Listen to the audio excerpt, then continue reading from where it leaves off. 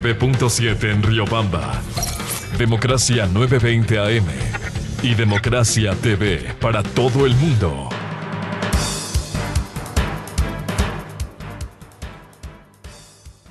Siete 25 minutos en el territorio continental ecuatoriano, en la revista de opinión Democracia. Queremos dar la cordial bienvenida a dos reconocidos rectores, educadores, el doctor Carlos Larreategui, rector de la Universidad de las Américas UDLA, y el doctor Gustavo Vega, rector de la Universidad Internacional y ex presidente del Consejo Nacional de Educación Superior, hace un par de décadas, en donde se hizo un trabajo proficuo, destacado. El tema de hoy es las reformas que ha presentado el presidente Guillermo Lasso en la Asamblea este martes, esta semana, con algunos ingredientes especiales, resumiendo que busca libertad para decidir, la autonomía, ampliar la oferta académica y mejores procesos de admisión. Escuchemos en resumen lo que el presidente Lasso dijera en la Asamblea Nacional. Para entregar personalmente en la Asamblea Nacional un proyecto de reformas a la Ley de Educación Superior que beneficiará a miles de jóvenes ecuatorianos. Hoy, lamentablemente, el sueño de miles de chicos de llegar a la universidad es truncado por una ley absurda, caduca, discriminatoria y sobre todo muy poco democrática.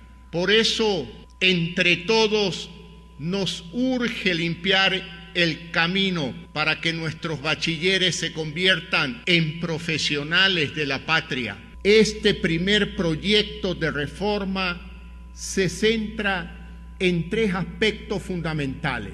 Primero, libertad y autonomía para decidir. Segundo, ampliar la oferta académica. Y tercero, mejorar los procesos de admisión. Ese en resumen la propuesta del presidente Guillermo Lasso, pero quisiera añadir, antes de darles la palabra, que ayer se hizo público un proyecto de ley en la Asamblea Nacional. ¿Qué se puede esperar de esta Asamblea Nacional? Cuando 14 asambleístas de distintas bancadas respaldan un proyecto para reabrir universidades cerradas, 9 años después de que 14 universidades y escuelas politécnicas fueran cerradas por falta de calidad académica. Quisiera iniciar este análisis, doctor Gustavo Vega. ¿Cómo ve esta propuesta inicial del presidente Guillermo Lasso, a sabiendas de que se dice que habría que ir a una reforma más profunda, estructural, al sistema de educación superior? Buen día.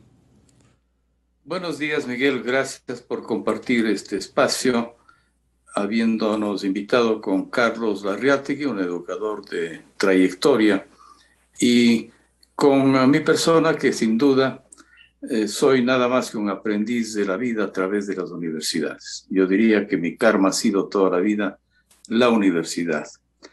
Yo creo que es plausible que haya dos tramos en la propuesta del presidente Lasso, una inmediata, que a través de su exposición en la Asamblea Nacional lo hemos conocido, en base de 3 puntos cardinales, y una segunda etapa que será más meditada a largo plazo, 1 año se daría, y con la sabiduría llana de hacer las cosas con sentido común.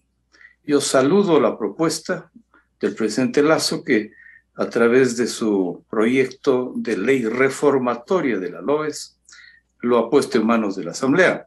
Yo diría que 15 hojas son muy digeribles, son perfectamente negociables con las distintas bancadas de la Asamblea y con pequeñas, yo diría, innovaciones y depuraciones que en este mismo espacio podemos señalar, que creo yo que son errores que son corregibles.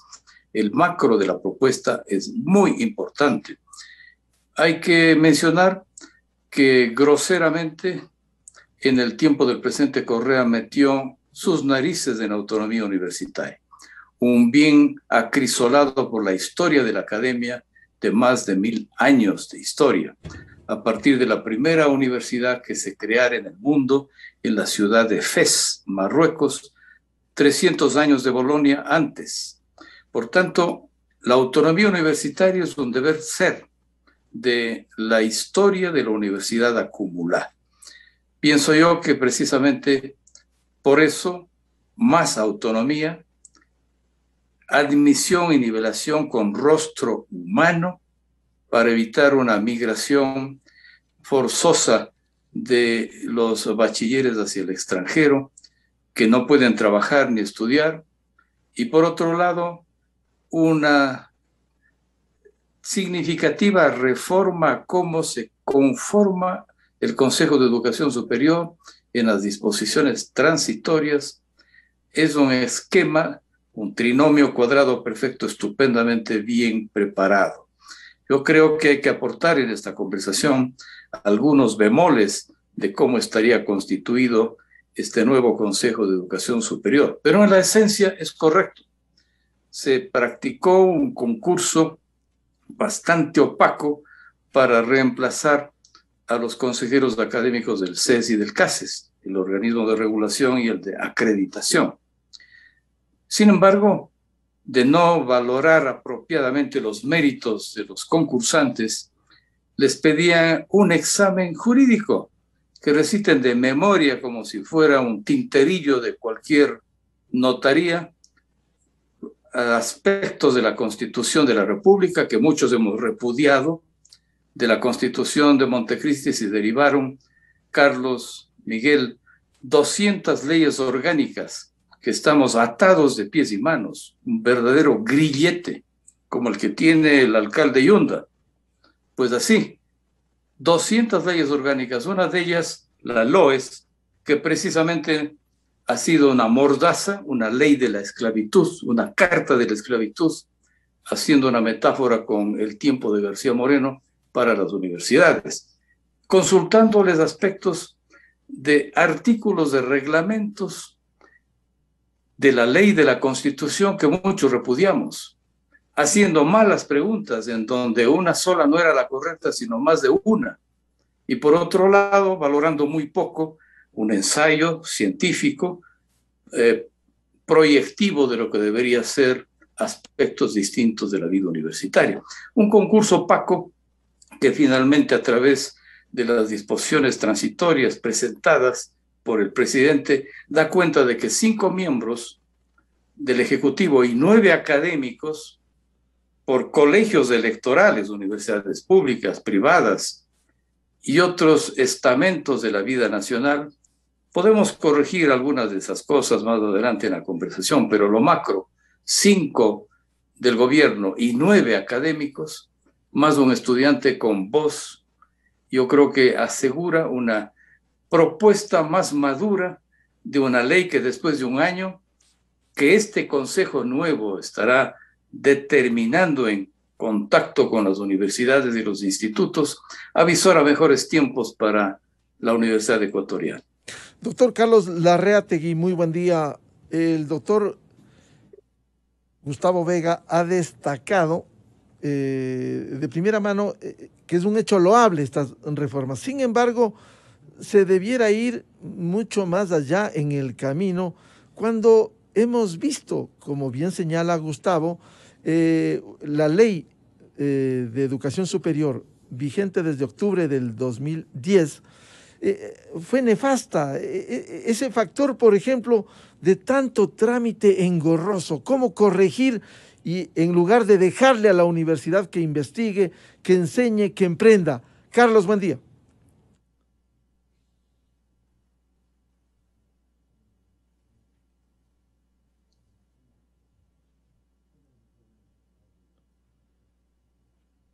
Sí, no le estamos escuchando, Carlos, si podríamos ubicarnos mejor. Ya.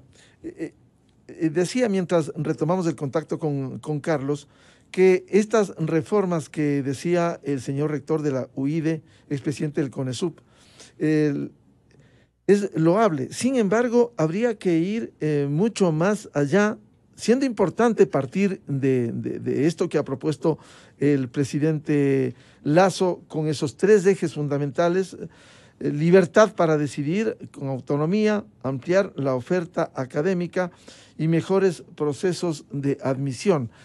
Ahora, esto tiene que articularse con un proceso de común acuerdo con el sistema de educación superior para avanzar en estas condiciones. Mientras retomamos el contacto, doctor Gustavo Vega, esta primera reforma que propone el presidente Guillermo Lasso, ¿cómo debiera recibir ese respaldo en una asamblea atomizada? Ciertamente va a ser importante que se logre una gobernabilidad adecuada frente a esta primera etapa de reforma de la LOES. Una primera etapa macro, elemental pero sustancial, para que en los detalles de una nueva propuesta, después de un año, venga una propuesta más decantada. Yo creo que se tiene que acercar a los distintos sectores de las bancadas del Poder Legislativo, porque siendo una ley orgánica se requiere unas 2/3 partes para votar. Yo criticaba hace un momento que esa es una de las secuelas de la Constitución de Montecristi, en habernos dejado en herencia fatal 200 leyes orgánicas. Yo diría que la gobernabilidad con la Asamblea va a ser un proceso de mucho tacto, de mucha transparencia, sin embargo, de mucha apertura, porque algunas cosas pueden ser superadas. Por ejemplo, yo pienso que frente al tema de la constitución de este Consejo de Educación Transitorio, 5 representantes del Ejecutivo y 9 académicos, hay que hacer algunas correcciones de la propuesta madre.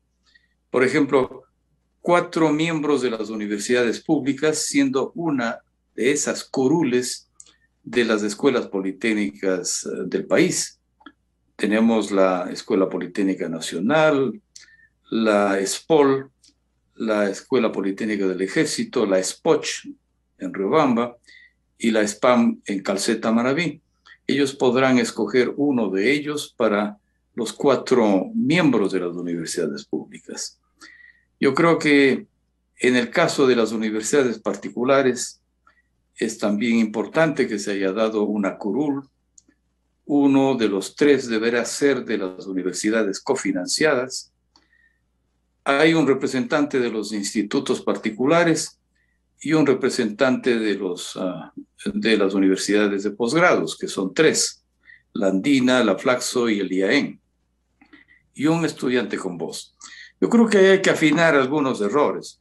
Por ejemplo, no es, a mi modo de ver, un peso específico comparativo adecuado el hecho de que las 3 universidades de posgrado tengan un representante y las 8 universidades cofinanciadas, que son históricas en el país, tengan un solo representante. Yo diría que el peso específico comparativo no está bien balanceado. Por otro lado, universidades de posgrado, sí, cada una de ellas muy respetable. Sus rectores a lo largo de la historia han sido realmente ciudadanos en favor de la educación superior, pero cada universidad ahora tiene posgrados. La UID tiene 48 ofertas de posgrado. Yo creo que no podemos hacer una separación con bisturí a las universidades de pregrado y de posgrado. Todas estamos incursionando en investigación y posgrado. Pienso también que es realmente necesario afinar mejor el hecho de que haya una representación con más peso específico por parte de algunos sectores que están más bien postergados. Los institutos, por ejemplo. No se dice mucho de los institutos públicos. Si queremos ampliar la oferta, que es lo que requiere el país, hay que lograr que los estudiantes ingresen más a institutos y no solo a universidades. Un técnico y un tecnólogo tiene a veces más cotización ciudadana y tiene mejores ingresos y realización en la vida que un estudiante que ha tenido un pregrado. Hay que robustecer los institutos en torno a la oferta. Son bemoles que yo creo que en la Asamblea deberían ser sugeridos. Otro tema que puede ser interesante debatir un poco más es que ahora se explicaría, de acuerdo a la propuesta de reforma, que los posgrados en su oferta solo sean informados al Consejo de Educación Superior y no precisamente aprobados. Cuando fui rector de la Universidad de Cuenca hace 25 años, durante 5 años presidí la comisión de posgrados. Y esa comisión de posgrados del CONUEP, todavía no existía el CONESUB, aprobaba los proyectos de posgrado. Diría yo que quitar la aprobación del Consejo de Educación Superior, retirarlo y solo informarlo sería volver atrás. Lo que ocurre es de que en este último tiempo, 14 años, se ha abusado de la regulación. Se ha hecho una hiperregulación. Y a pesar que la reforma de la ley del 2 de agosto del 2018 es saludable, hubo varios giros valiosos, hay que reconocerlo, se puso la norma de que el Consejo de Educación Superior debería tomarse 45 días, Carlos, Miguel, ustedes se acuerdan, para que se responda a un proyecto. Pues hay 6 meses a 8 meses a veces en trámite una propuesta. Estamos algunas universidades empeñadas en crear doctorados de 4º nivel. Más de 1 año y medio que se tramita un reglamento de doctorados, de PhDs, que no sale. Y sin embargo tenemos que aceptar dentro del país doctores chimbos de Perú, de alguna universidad de mala raya de Cuba, mientras nosotros estamos atados en las universidades de no poder hacer, uniéndonos inclusive varios programas de doctorado. Vamos a profundizar. Entonces hay una hiperregulación. Vamos a profundizar eso a Gustavo Vega. Muy buen día, doctor Carlos Larreategui, rector de la Universidad de las Américas, UDLA. ¿Cómo ha visto su primer comentario de estas reformas planteadas por el presidente Guillermo Lasso con estos ingredientes que ha señalado el doctor Gustavo Vega? Muchísimas gracias, Miguel. Buenos días, un saludo muy cordial para mi respetado y querido amigo Gustavo Vega. Bueno, comienzo diciendo que el sector universitario en general, y es por las reacciones que he visto, mira con muchísimo agrado esta iniciativa del presidente, por varias razones, ¿no? Primero, porque apunta a uno de los problemas más importantes del país. No es coincidencia que la ley de comunicación y la ley de universidades se hubieran convertido en el pasado en herramientas de control social, herramientas de control del pensamiento, que pues iban en la línea de un gobierno que aspiraba y pretendía ser un gobierno totalitario y controlador de la sociedad. Entonces, apuntar a la ley de comunicación y ahora a la ley de universidades es un gesto importantísimo porque pues, va en la dirección de devolver las libertades a una sociedad que estaba sometida a un dogal y que pues, todos conocemos las consecuencias que tuvo. La segunda cosa importante es que es la primera vez que un presidente de la República acude a la Asamblea, al Congreso, a depositar personalmente un proyecto de ley de educación superior. Y esto jerarquiza el tema, le da una relevancia enorme y sobre todo le convierte claramente en una política de Estado. El presidente ha solicitado la colaboración, el trabajo, el esfuerzo de la Asamblea Nacional de los Legisladores en pos de un bien público que es muy importante fortalecer y defender, que es la educación. Y entonces ese gesto, pues yo creo que tiene un calado político muy, muy, muy grande y debe ser también aplaudido y reconocido porque efectivamente la educación es un tema que ha sido postergado por los diferentes gobiernos. La educación nunca ha sido una materia de preocupación de las élites y vemos que ahora pues el presidente personalmente se ocupa del tema. Esos son dos aspectos políticos generales muy importantes, pero ya considerando el proyecto y su contenido, yo diría que es un proyecto que igual apunta en la buena dirección. No se trata de un proyecto que impone una reforma como ha sido la tradición. Todos los gobiernos hacen una propuesta de ley de educación superior, imponen su pensamiento imponen su modelo y eso es lo que hizo Correa y eso es lo que se hizo también en el pasado. Esta vez el presidente Lasso ha decidido, no, yo no voy a imponer ese modelo, voy a pedir que todos los actores del sistema universitario, mediante debate, acuerdos, consenso, presente un proyecto de ley en 12 meses. Esto ciertamente también es inédito y le da una gran legitimidad a esta gran reforma que el país necesita con urgencia. Es apropiado también reformar el Consejo de Educación Superior, crear este Consejo de Educación Transitorio con personas representativas de la universidad. El Consejo de Educación Superior, lamentablemente, se integraba a través de un concurso con muchísimos problemas, defectos, incluso yo diría trampas y malas artes. Y llegaban a ese consejo, hay excepciones, por cierto, porque ha habido personas notables ahí, de hecho hay ahora personas notables ahí, pero ha sido un consejo conformado por personas que van con su agenda personal, que no representan a la universidad. Sí, son académicos, pero no representan a la universidad.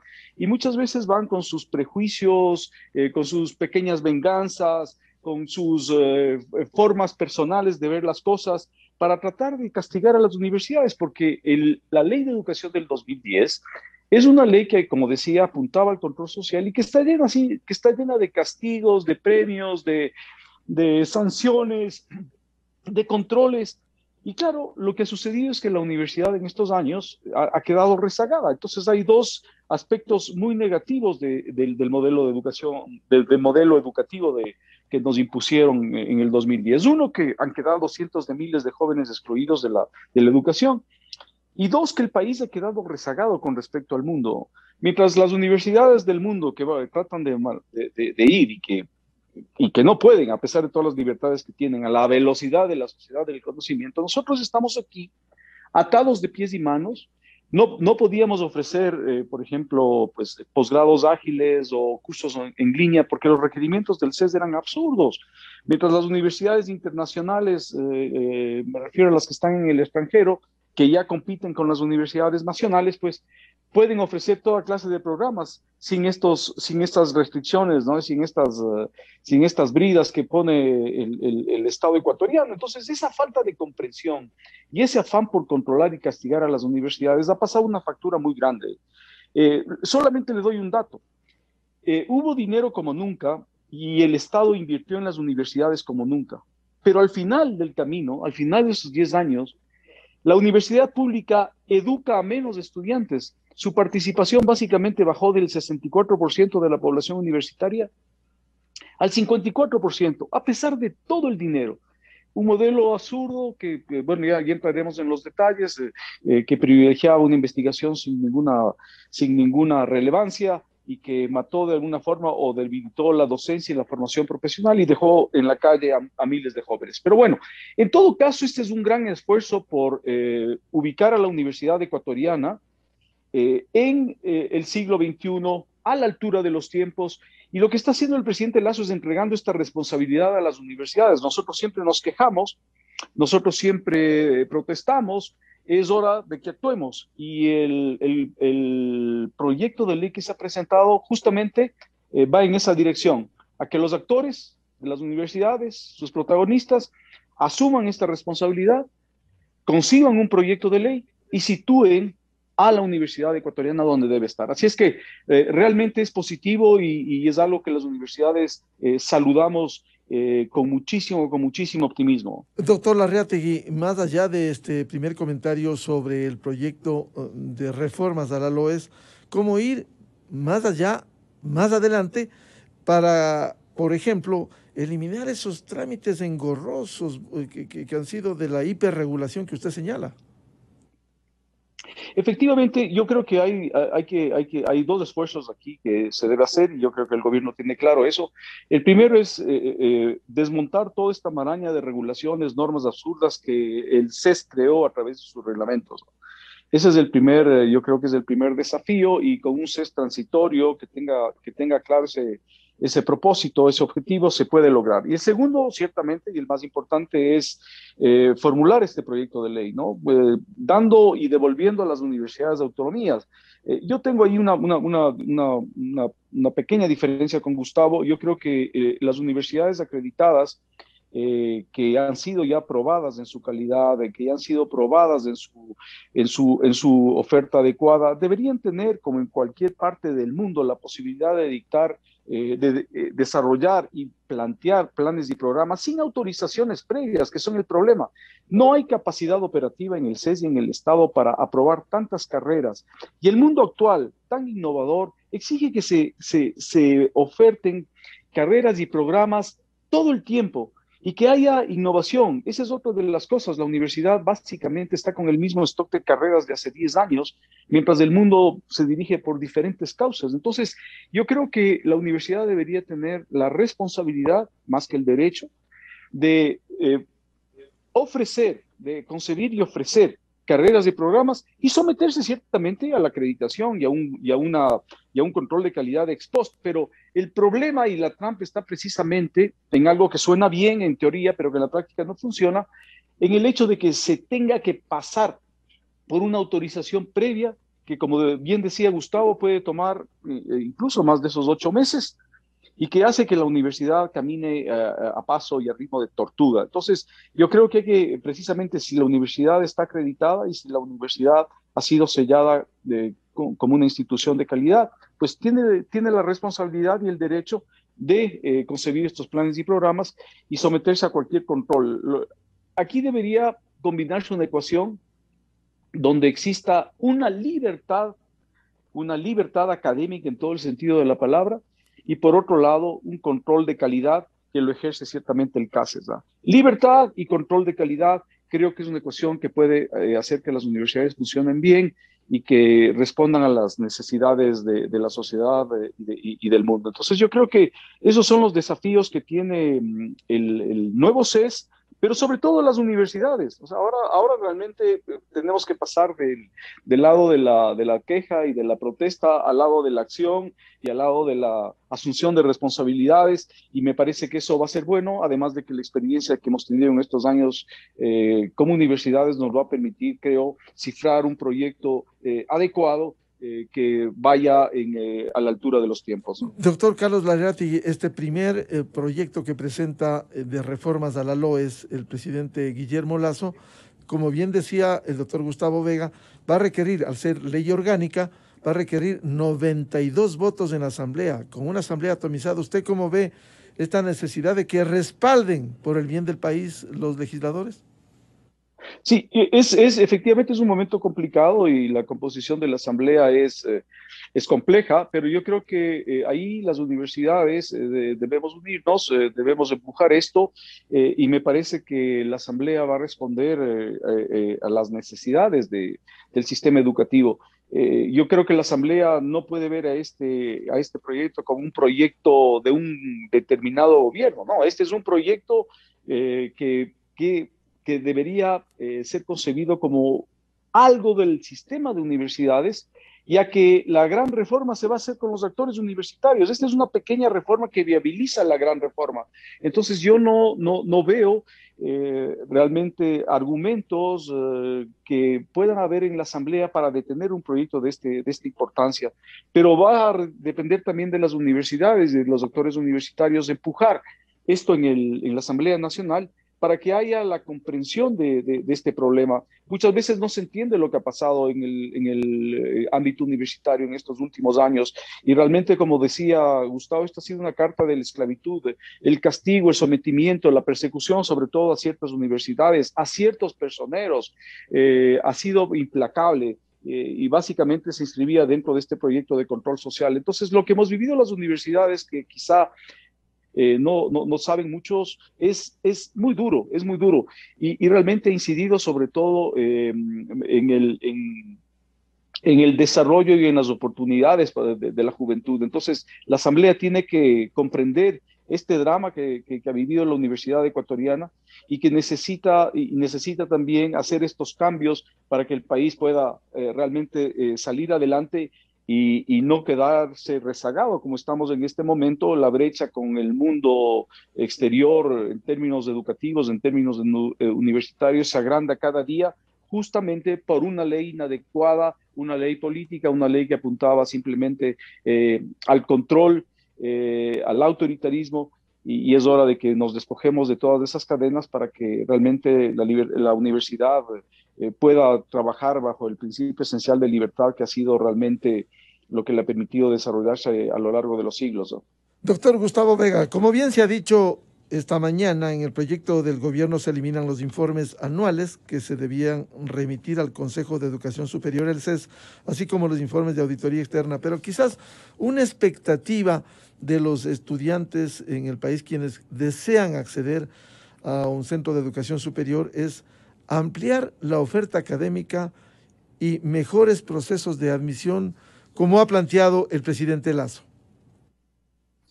En efecto, Miguel y Carlos, yo creo que es importante el punto del acceso a la educación superior. Cada vez más los estudiantes se quedan sin acceso a institutos y universidades, y eso es un riesgo país muy alto, no solamente a largo plazo, sino a inmediato plazo. Formar los cuadros más importantes de la vida profesional hace el desarrollo de los países. Tailandia, Corea del Sur han apostado sobre todo a la educación superior como un motor generatriz de su desarrollo que ha sido inmenso. Por tanto, yo creo que es un tema sustancial. Por ejemplo, la UNESCO ha señalado que en los primeros 25 años del siglo XXI habrán 75% de carreras nuevas respecto de los últimos 25 años del siglo XX.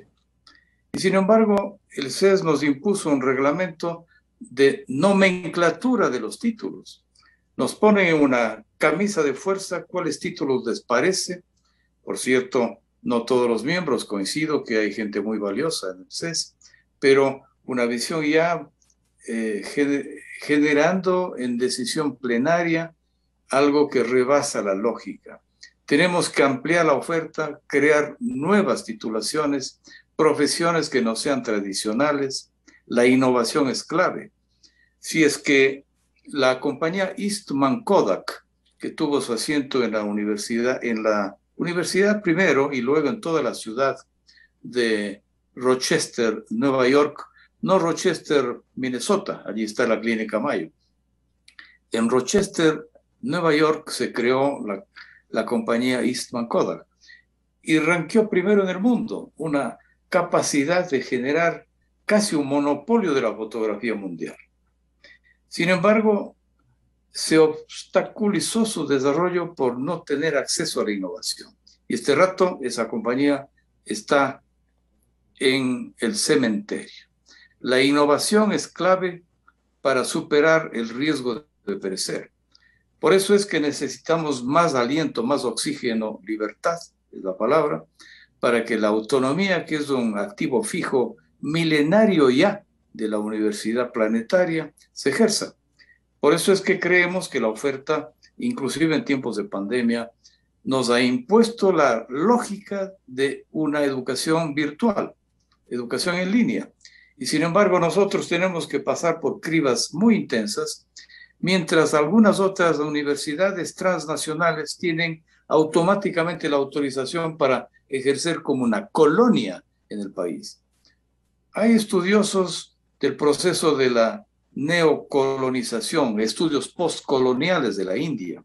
Después de que Gran Bretaña dejó la India, hubo todo un esfuerzo para descolonizar la presencia del Imperio Británico en la inmensa, tradicional y milenaria India. Y lo único que está despertando a la India es la capacidad de romper las trabas, las ataduras del rescate de un proceso que supera la neocolonización. Yo creo que algunas de las transnacionales en el Ecuador han estado ejerciendo un papel de colonización para la educación superior. Y nosotros, las universidades criollas, voy a dar un término histórico del Ecuador, estamos minusválidos frente a la oferta internacional. Por tanto, Yo creo que necesitamos ejercer el papel de que el mundo sea ancho y diverso, ancho y ajeno, como dice Ciro Alegría, ese escritor peruano universal. Necesitamos liberar la mente, tener la frente hacia el futuro y no atarnos a un sistema de vigilar y castigar que le ha hecho ciertamente mucho daño a la academia.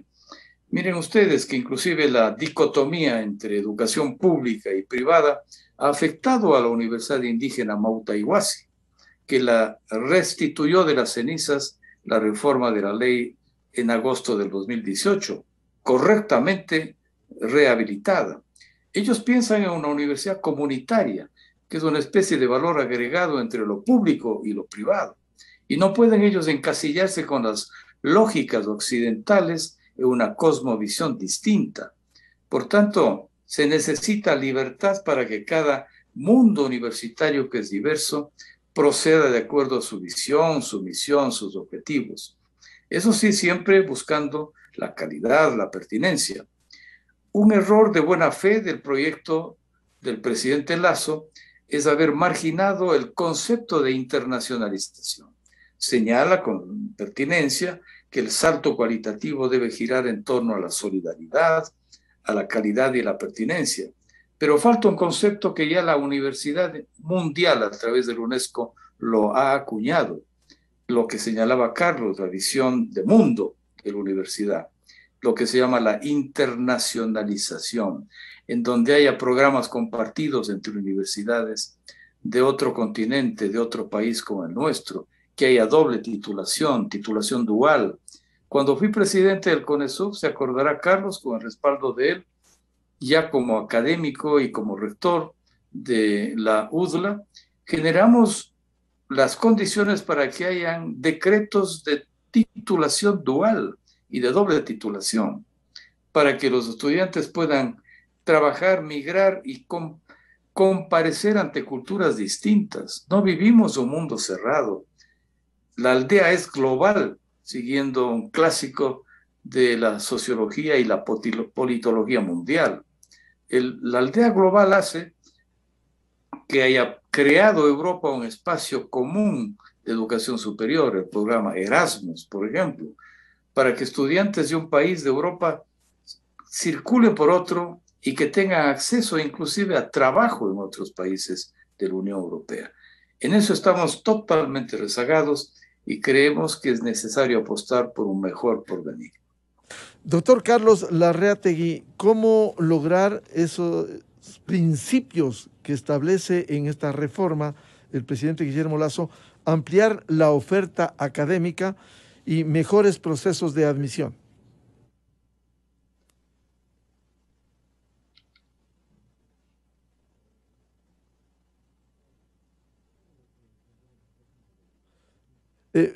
Por favor, si podría prender el micrófono del Zoom, Carlos. Sí, perdón, estos temas técnicos no dejan de Sí, pasar adelante. factura acá, sí, no termina uno de adaptarse a todas estas trampas y detallitos tecnológicos, así es que mil disculpas, pero bueno, decía que todos estos logros están en manos de los actores universitarios, es decir, este proyecto de ley, a diferencia de otros proyectos del pasado, no establece, digamos, el modelo universitario, ni los detalles de todos los aspectos que involucra el mundo académico, sino que les pide a los actores universitarios a través de este CES transitorio que formulen el proyecto de ley. Entonces, todas estas cosas son cosas que los actores universitarios deberemos discutir, debatir para llegar a acuerdos, consensos, para construir una visión conjunta que nos permita precisamente insertarnos en el mundo de hoy. Entonces, en esta ocasión, digamos, la ley básicamente va a depender de nosotros, los académicos, y esto también es un hito,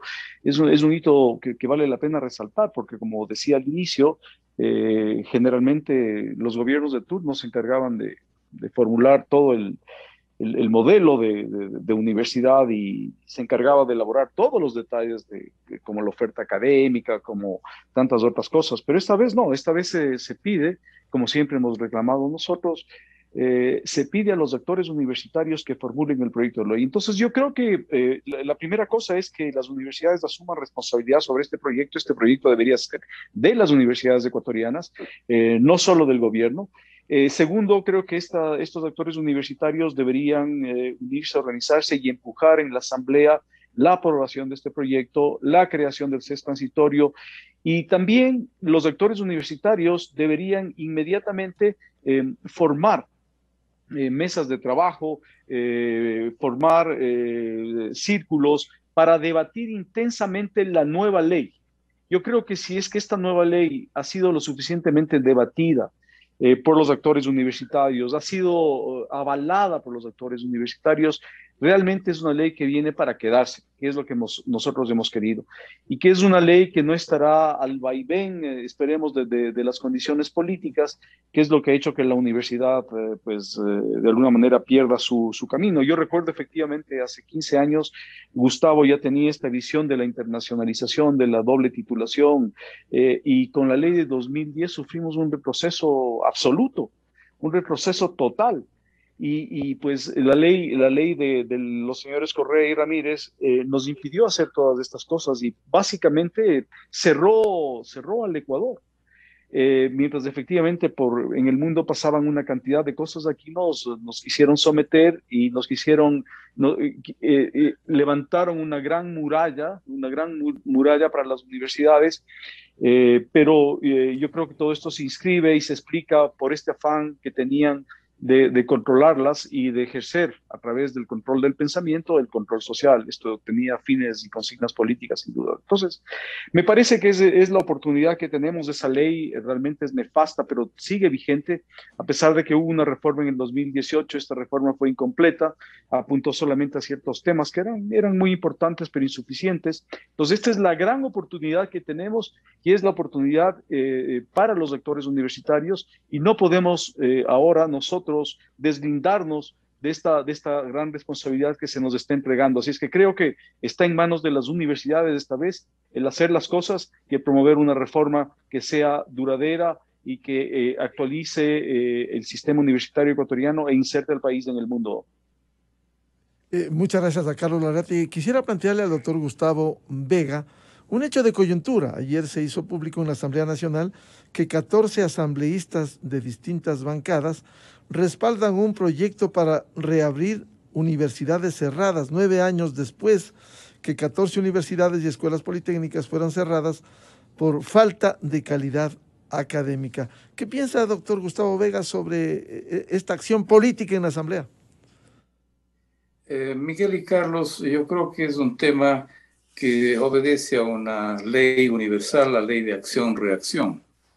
Cuando 14 universidades fueron cerradas luego del mandato 14 en Montecristi y cesadas por el Congreso Nacional, en ese tiempo por la Asamblea Constituyente y luego por el Congresillo que tenía algunos visos de limitación en la legalidad y sobre todo en la legitimidad, pues 55,000 estudiantes quedaron en las calles. Fue una irresponsabilidad tremenda con aquellos estudiantes.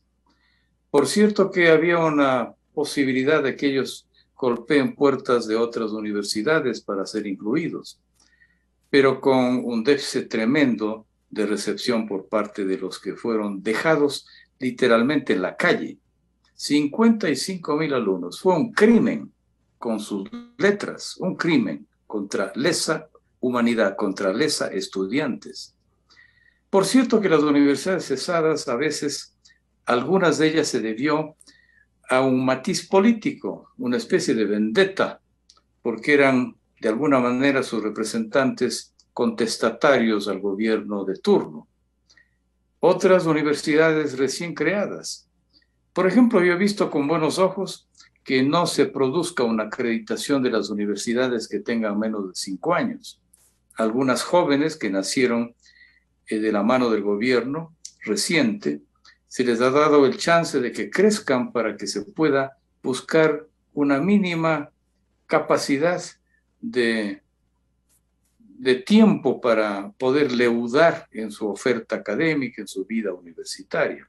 Sin embargo, hubo universidades de las 14 que no cumplían 5 años y fueron cerradas. La universidad Universitas, que fue una creación de un patriota ecuatoriano, Rodrigo Crespo Toral, fue cesada, a pesar de que tenía programas para minusválidos y para ecología y medio ambiente, muy innovadora. La Universitas Ecuatoriales fue cesada. Yo diría que también otra universidad que fue injustamente cerrada fue la Alfredo Pérez Guerrero, que tenía un sello editorial muy valioso, cuyo rector, Jorge Enríquez Páez, fue realmente un académico y un hombre cívico. Yo sé también de universidades que tuvieron un salvoconducto de vida porque pactaron con el gobierno, inclusive en copropiedad con algunos altos funcionarios del gobierno. La corrupción ha estado en todo lado. Por tanto, yo creo que algunas de esas universidades deben sentirse afectadas porque el patrimonio además se extinguió. Nadie sabe el patrimonio de esas cesadas, a dónde fue a parar. Así como muchos de los casos concretos de patrimonio del Ecuador fueron hurtados, quizás robados, con habilidad de los museos cuando el Banco Central del Ecuador, que se convirtió luego en Ministerio de Cultura, absorbió todo el patrimonio antropológico y arqueológico del Ecuador. Desaparecieron artes religiosos de Guayaquil por arte de magia, por este centralismo absorbente. Pues bien, yo creo que hay errores históricos en el Ecuador. Uno de ellos fue el haber sido tachadas algunas universidades de garaje, cuando en el CONESUB nosotros cesamos a 2 universidades de garaje y cesamos a 90 institutos que no cumplían. Pero con palo de ciego, 14 universidades fuera, algunas indebidamente, no se les dio tiempo para reaccionar. 55,000 alumnos en las calles. Yo creo que hay que resarcir ese error histórico estudiando caso por caso de esas universidades y devolverles su condición de ser. Una de ellas fue la Mautaiguasi. Le cesaron a la Universidad Indígena porque los cánones occidentales no calzaban con sus cánones ancestrales y milenarios de conocimientos nativos y propios. La Mautaiguasi ha tenido dificultad en volver a renacer como el ave fénix, pero lo está haciendo, lo cual es correcto. Pienso yo que de alguna manera también en las universidades que supervivieron habían facultades de garaje y no fueron cesadas. Hay mucha tela en que cortar. Para hacernos mejor tenemos que ser autocríticos. Universidades muy buenas que tenían escuelas y facultades malas. Yo pienso que por eso es importante lo que señalaba Carlos, que la acreditación no sea solamente por un ente nacional, lo cual debe ser.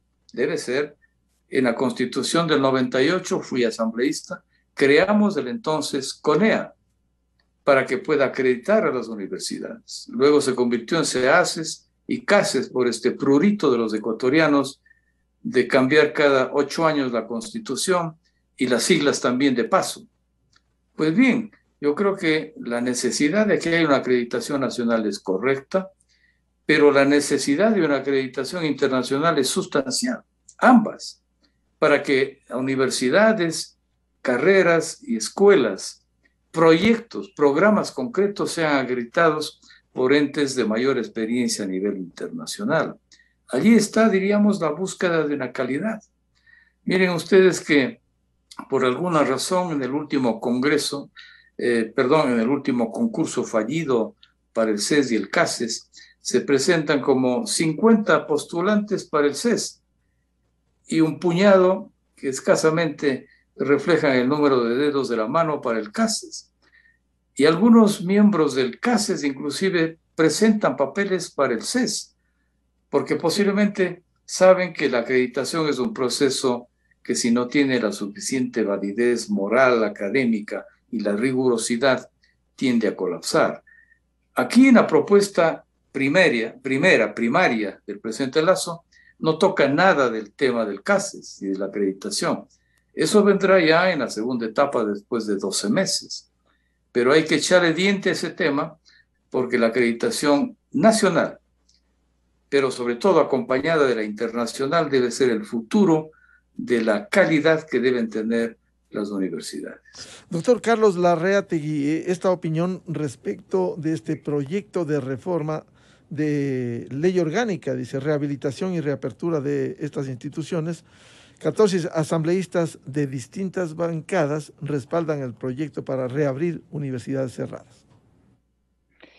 Bueno, me parece una iniciativa muy compleja, ¿no? Es decir, en las universidades cerradas efectivamente pudo haberse cometido algunas injusticias y yo estoy de acuerdo con Gustavo, pero realmente reabrir esas universidades pienso que destaparía una caja de Pandora. Me parece que es algo que debe ser lamentablemente rechazado y yo creo que esto puede generar muchísimos problemas. Hubo ahí universidades efectivamente que no tuvieron control alguno, que se convirtieron simplemente en estafas académicas. Valorar eso caso por caso me parece que va a ser muy difícil, cuando realmente el esfuerzo tiene que ser puesto precisamente en la creación de un nuevo sistema universitario. Entonces, yo soy abiertamente contrario a la consideración, incluso a la simple consideración de ese proyecto de ley de reapertura. Yo recuerdo cuando Gustavo dirigía el órgano de control de las universidades, él justamente fue el que inició el proceso de control y el proceso de cierre de una universidad que pues es tristemente famosa por todos sus desafueros, por todos sus desacatos, por todas sus trampas académicas. Y en realidad quien inició esto fue Gustavo, no el gobierno de Correa, que eso también quede claro porque se ha pretendido vender la idea de que Correa es el que puso orden en las universidades, cuando esto ya comenzó precisamente bajo la dirección de Gustavo Vega. Y se quiso, a pesar de que no había tantas herramientas legales para ir en este esfuerzo, pero se hizo realmente un trabajo notable.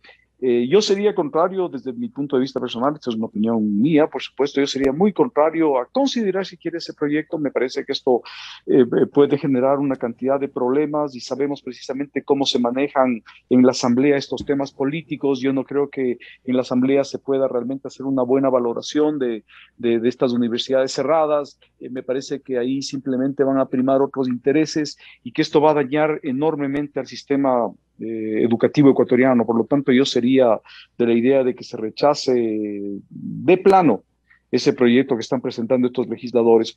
Lo que sí me parece que se debe hacer es mirar lo que Gustavo mencionaba, el tema de los bienes. Ahí habían cuantiosos activos que nadie sabe dónde están. Se sabe que existe un fideicomiso, cómo se ha manejado, bajo quién está o quiénes está el control de esos bienes, se han deteriorado, no se han deteriorado, qué se ha hecho, porque realmente ahí hay un acervo muy importante, ¿no? y valioso. Entonces eso debería servir para la educación ecuatoriana y no simplemente para que eso esté en manos de varios funcionarios que posiblemente no han hecho nada con esos bienes o que quizá pueden haber hecho más bien algunas cosas indebidas durante la década perdida. Y entonces es importante que eso sí se investigue, se analice y se vea qué ha pasado con los bienes. Pero ya la ley como tal, la reapertura, me parece absolutamente inapropiada, me parece inoportuna y sobre todo me parece que puede ser muy nociva para el conjunto de universidades ecuatorianas. Esta es mi opinión personal. Muchas gracias la opinión y la participación en la revista de opinión Democracia al doctor Gustavo Vega, rector de la Universidad Internacional del Ecuador, y al doctor Carlos Larreategui, rector de la Universidad de las Américas Udla. Muy amables. Muchas gracias, un honor. Gracias ambos. Gracias, Gustavo, y gracias, Carlos. 8:19 minutos en el territorio continental ecuatoriano, en la emisión de Revista de Opinión Democracia este jueves 19 de agosto del 2021. Vamos a una pausa y volvemos un diálogo con el secretario general de Comunicación de la Presidencia de la República, el economista Eduardo Bonilla, temas de interés a propósito del plan de vacunación, el pasaporte de vacunación y también hablar de un tema de interés en el Ecuador, que fue un ofrecimiento concretado por el presidente Guillermo Lasso, como es la Ley Orgánica de Libre Expresión y Comunicación. Miguel Rivadeneira en la revista de Opinión Democracia. Inicio de espacio promocional y publicitario. Estamos de vuelta en El Dorado Restaurante, cocina peruana e internacional.